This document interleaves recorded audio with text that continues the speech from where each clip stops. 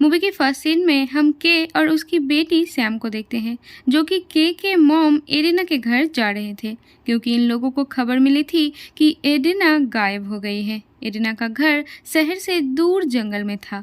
अब ये लोग एरिना के घर पहुंच जाते हैं, जहां इन्हें घर में कोई भी नहीं मिलती और घर की हालात बहुत ज़्यादा ख़राब थी।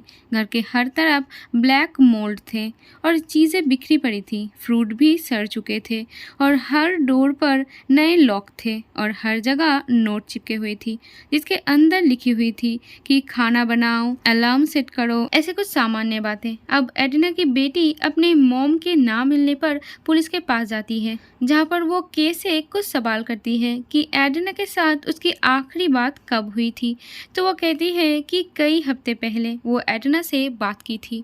अब पुलिस उनसे एरिना की तस्वीर लेता है और कहता है कि हम उन्हें ढूंढने की कोशिश करेंगे। इधर सैम को एरिना के रूम में एक ऐसी अलमारी दिखी जो कि स्टोर रूम जैसा ही है। वहाँ के दीवारों में भी वैसा ही काले फंगस को देखती है। अब उसकी मॉम भी यहाँ आ जाती है। नेक्स्ट डे सैम के और पुलिस जंगल में एरिना को ढूंढने जाती है, जहाँ इन्होंने काफी ढूंढा पर एरिना इन्हें नहीं मिली। रात में सैम एरिना की पड़ोसी लड़के से बात करती है कि क्या तुम इस घर में आया करते थे। तो वो कहता है कि मैं पहले तो आया करता था, पर फिर बहुत वक्त तक उनसे मेरी बात नहीं हुई, क्योंकि मेरे डैड ने मुझे यहाँ आने से मना किया था। अब ये जानकर सैम को काफ़ी अजीब लगा। अब सैम अपने मॉम से एरिना के बारे में बात करती है कि कहती है कि एरिना कुछ वक्त से काफ़ी अजीब हरकतें कर रही थी, वो चीज़ें भूलने लगी थी। कुछ हफ्ते पहले जब मेरी मॉम से बात हुई तो वो बता रही थी कि उन्हें ऐसा लगता है कि जैसे घर में कोई घुस आया है। अब ये सुनकर के ने पड़ोसियों से बात की तो उन्होंने कहा कि ऐसा कुछ नहीं है, बल्कि एरिना खुद ही दरवाज़ा खोल के बंद करना भूल जाती है और उसे लगता है कि घर में कोई घुस आया है। अब सैम कहती है कि इस सब के बावजूद आप उनको अपने साथ क्यों नहीं लेके गए, क्यों उन्हें यहाँ अकेले रहने दिया। तो के कहती है कि मैं अपने काम में बहुत बिजी रहता हूँ, अगर मैं उन्हें अपने साथ ले जाती तो उनकी ख्याल कैसे रखती। अब सैम यहाँ से चली जाती है।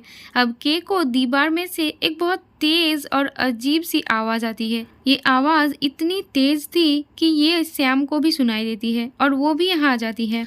वो देखती है कि दीवार पर काली फंगस बहुत तेजी से फैल रही है, तो इन्हें लगता है कि ज़रूर इसकी वजह से ही आवाज़ आ रही होगी। अब सैम के मॉम को एक अजीब सा सपना आती है, जहाँ वो जंगल में एक घर को देखती है, जहाँ ठीक वैसे ही फंगस फैला हुआ था जैसा एरिना के घर में देखा गया था। वहाँ एक बहुत ही बूढ़ा आदमी भी था और वहाँ एक सड़ा हुआ ह्यूमन बॉडी भी था। अब ये इस सपने से इतना डर जाती है कि वो सैम के पास आके सो जाती है। नेक्स्ट मॉर्निंग जब उसकी आँख खुली तो उससे अपनी मॉम दिखती है, जो खुद ही वापस आ गई थी। ये देखकर सैम की मॉम बहुत खुश हो जाती है कि तभी सैम भी वहाँ आ जाती है, जो कि एरिना को वापस देखकर बहुत खुश होती है। कि अब पुलिस स्टेशन कॉल करके एरिना की वापस आने की खबर देती है और वो उन्हें डॉक्टर के पास चेकअप करवाती है। डॉक्टर कहती है कि ये एकदम ठीक है, लेकिन जब डॉक्टर ने उनके सीने पर काले निशान को देखा तो वो इस बारे में एरिना से पूछती है। तो वो कहती है कि मुझे नहीं पता, मैंने भी इस निशान को अभी देखा। अब के एरिना से पूछती है कि आप कहाँ गई थी। तो एरिना कहती है कि मुझे तो कुछ भी याद नहीं आ रहा है। अब कुछ देर बाद सैम एरिना के लिए चाय बना कर लाती है।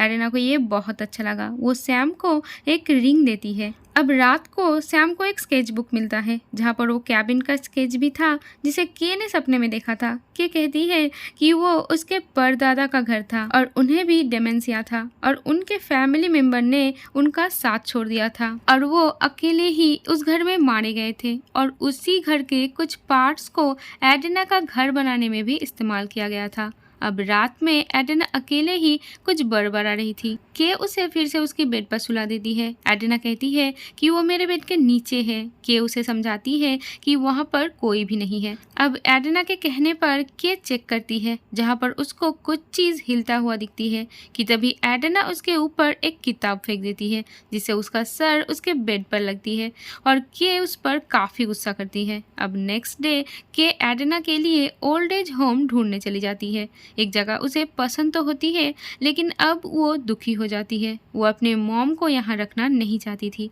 इधर सैम देखती है कि एडिना डांस कर रही है। ये देखकर सैम भी बहुत खुश हो जाती है, लेकिन तभी वो सैम को डांट देती है और जो रिंग उसने सैम को दी थी वो उससे जबरदस्ती ले लेता है। अब रात को स्टोर रूम के पास खड़ी होकर कहती है कि वो यहीं आया होगा। उसके आने के बाद ही सब अजीब हो रहा है।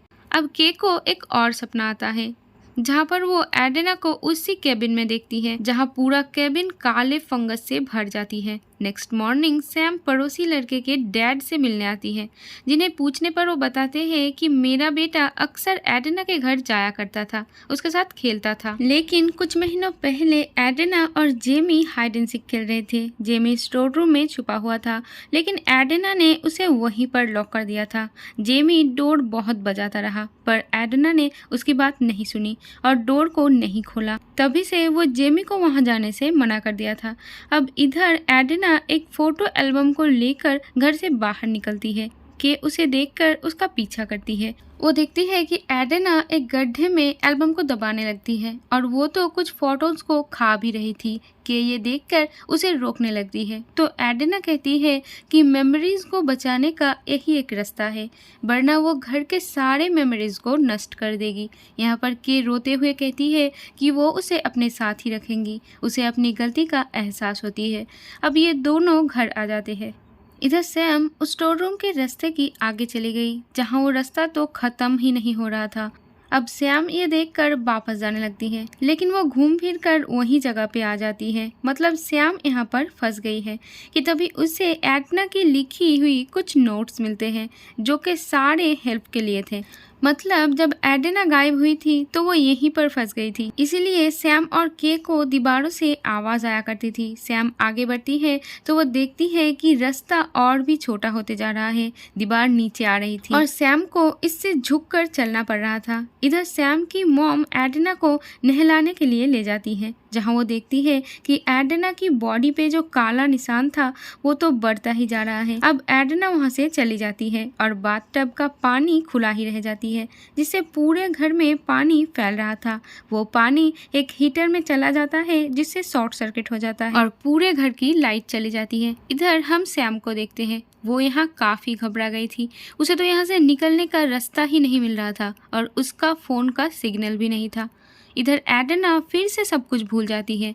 वो के से पूछती है कि तुम कौन हो, मैं तुम्हें मार डालूंगी। वो एक चाकू से उसे मारने जाती है, जहाँ के देखती है कि उसकी स्किन धीरे धीरे उतर रही है।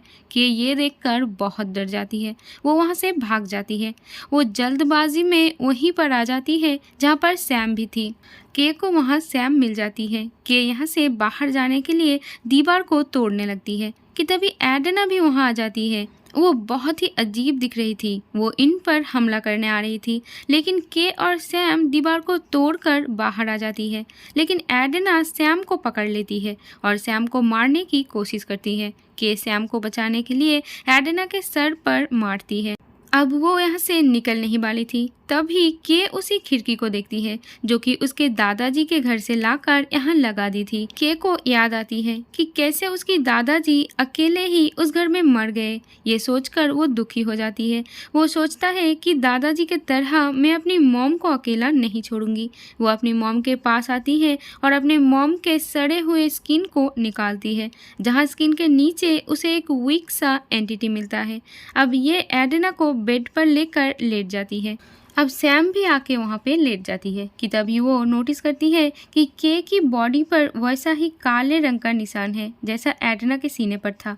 मतलब अब के साथ भी ऐसा ही होगा जैसे एडिना के साथ हुआ है। यहाँ पर हम उस ग्लास विंडो को भी देखते हैं जिस पर अब तेजी से मोल्ड फैलने लगता है और ये मूवी यहीं पर ख़त्म हो जाती है।